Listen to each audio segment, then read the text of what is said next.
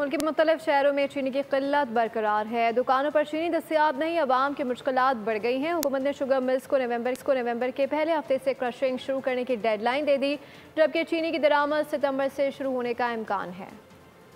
मुल्क में चीनी का बहरान बरकरार, शहरियों की जिंदगी से मिठास छिन गई।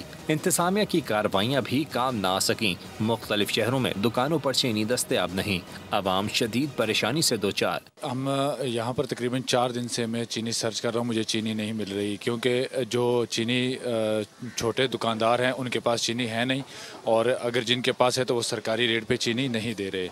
सरकारी कीमत पर चीनी का हुसूल मुमकिन न हो सका। कहीं चीनी दस्तयाब भी है तो महंगे दामों फरोख्त की जा रही है। दुकानदारों का कहना है कि जायद कीमत पर चीनी लेकर कम कीमत पर कैसे बेचें। हुकूमत ने चीनी बहरान से निपटने के लिए कमर कस ली। शुगर मिल्स को नवंबर के पहले हफ्ते क्रशिंग शुरू करने की डेडलाइन दे दी। चीनी के खुफिया ज़खायर के खिलाफ क्रैकडाउन के अहकाम जारी। हुकूमत ने चीनी की दरामद का हतमी ऑर्डर भी दे दिया। चीनी की दरामद सितम्बर से शुरू होने का इम्कान है।